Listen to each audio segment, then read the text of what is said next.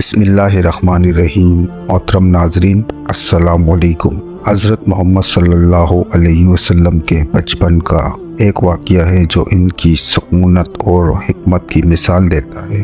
جب حضرت محمد صلی اللہ علیہ وسلم چھوٹے تھے تو ایک مرتبہ ان کے دودھ بھائی حضرت حلیمہ سعیدہ کے گاؤں میں ان کے ساتھ ایک عجیب واقعہ پیش آیا۔ حضرت حلیمہ سعیدہ کا گھر مکے سے دور ایک دیہات میں تھا، جہاں انہوں نے حضرت محمد صلی اللہ علیہ وسلم کو دودھ پلایا اور پرورش کی تھی۔ حضرت محمد صلی اللہ علیہ وسلم اس وقت چھوٹے بچے تھے اور اکثر اپنے بھائیوں کے ساتھ گاؤں کے باہر بکریاں چرانے جایا کرتے تھے۔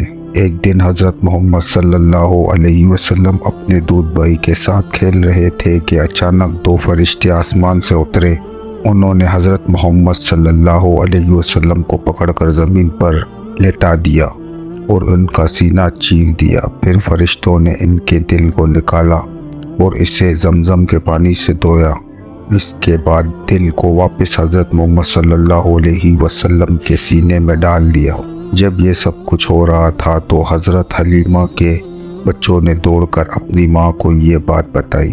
حضرت حلیمہ دوڑتی ہوئی آئی اور دیکھا کہ حضرت محمد صلی اللہ علیہ وسلم بالکل ٹھیک ہے، لیکن اس واقعے نے انہیں گھبراہٹ میں ڈال دیا۔ یہ واقعہ حضرت محمد صلی اللہ علیہ وسلم کی زندگی میں ایک نشانی تھا کہ اللہ تعالیٰ انہیں کسی خاص مقصد کے لیے تیار کر رہے ہیں۔ یہ واقعہ دکھاتا ہے کہ حضرت محمد صلی اللہ علیہ وسلم کا بچپن بھی اللہ کی حفاظت میں تھا اور ان کی زندگی کے آغاز سے ہوئی اللہ کی طرف سے خاص نگہداشت اور رحمت کا سایہ تھا۔ ویڈیو اچھی لگی ہو تو ویڈیو کو لائک اور چینل کو سبسکرائب کیجیے اور کمنٹس میں سبحان اللہ ضرور لکھیے۔